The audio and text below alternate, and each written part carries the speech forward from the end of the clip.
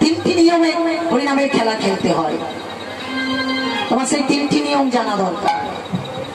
প্রথম নিয়মটি কি না, প্রথম নিয়মটি কি জানেন?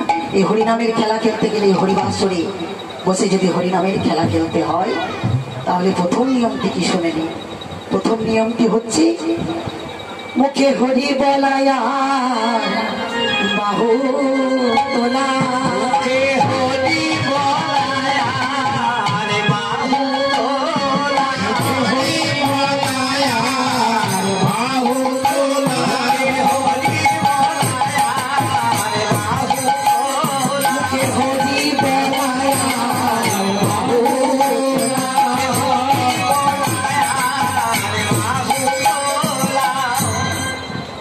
মুখে হরি বলতে হবে আর দুটি বাহু তুলতে হবে। এটা হচ্ছে প্রথম নিয়ম। আর ভক্তগণ, দ্বিতীয় নিয়ম কি জানেন?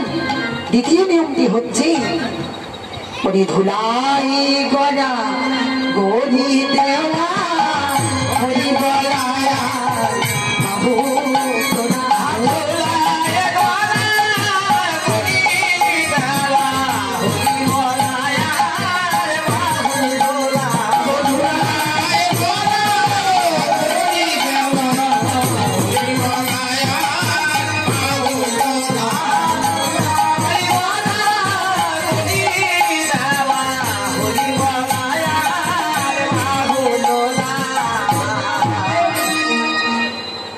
দ্বিতীয় নিয়ম। আর তৃতীয় নিয়মটি কি না, তৃতীয় নিয়মটি কিন্তু খুব সহজ নিয়ম এবং মজার নিয়ম। কি জানো? যে ভক্তগণ, তৃতীয় নিয়মটি হচ্ছে বলি কণ্ঠ জোড়া যদি পাহারা হরি বলায়া বাহু তোলা।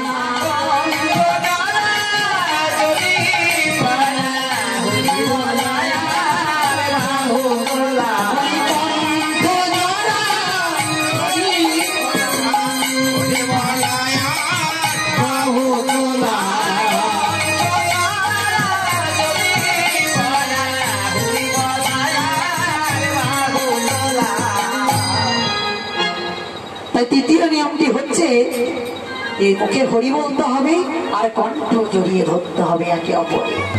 এটাই হচ্ছে হরিনামের খেলা এই তিনটি পদ্ধতিতে। ভক্তগণ জিজ্ঞাসা করছেন যে আচ্ছা, এই যে কণ্ঠ জড়িয়ে হরিনাম করছি, ধুলায় গড়াগড়ি দিচ্ছি, এটা তো হরিনামের খেলার নিয়ম, কিন্তু আমরা বুঝবো কি করে যে হরিনামের খেলাটি ঠিকঠাক খেলতে পেরেছি? প্রভু বললেন বুঝতে পারা যাবে। কেন বুঝতে পারবে না? নিশ্চয় বুঝতে পারবে। কারণ একটা ছাত্র যখন স্কুলে পরীক্ষা দেয়, সে কমন কোশ্চেন গুলো এলে যেমন বুঝতে পারে যে পরীক্ষাটি কেমন হয়েছে, পাস করবো কি ফেল করবো, একটু অনুমান করতে পারে, রেজাল্ট কেমন হবে সেটা বলে যে আমি পাস করব। ঠিক সেরকম এই হরিনামের খেলা যদি ঠিকঠাক খেলা যায়, বুঝতে পারা যাবে যে আমি খেলাটি কেমন খেললাম। কেমন ভাবে বোঝা যাবে? মাতারে দু নয়নে বইবে ধারা,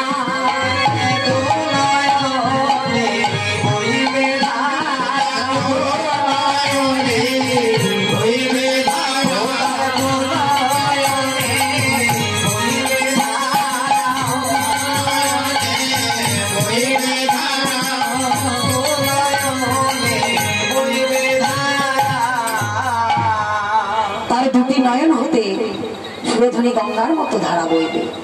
আর কি হবে? দেখে লাগবে পা ভোলের পাহারা, বইবে ধারা।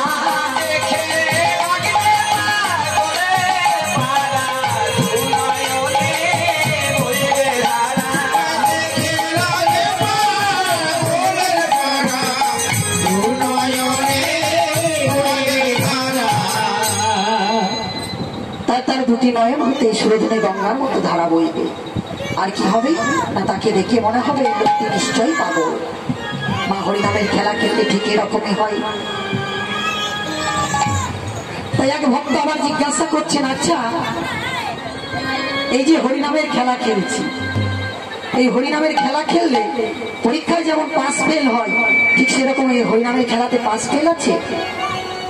বলছে এই হরিনামের খেলাতে ফেল হয় না, শুধু পাস হয়। বলছে ও তাই? বলছে হ্যাঁ, যারা এই হরিনামের খেলা খেলে তারা হারে না গো সবাই যেতে।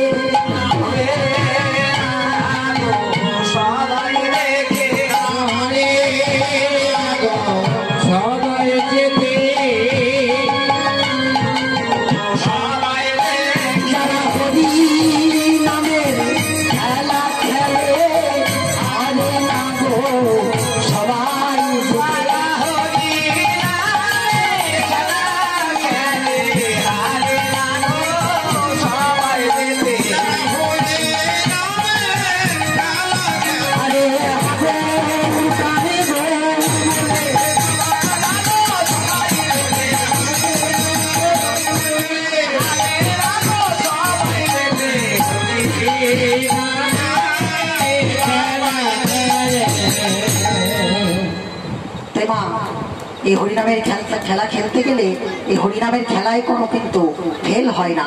সকলে যদি ঠিকঠাক হরিনামের খেলা খেলতে পারেন তাহলে এই হরিনামের খেলাতে সকলেই পাস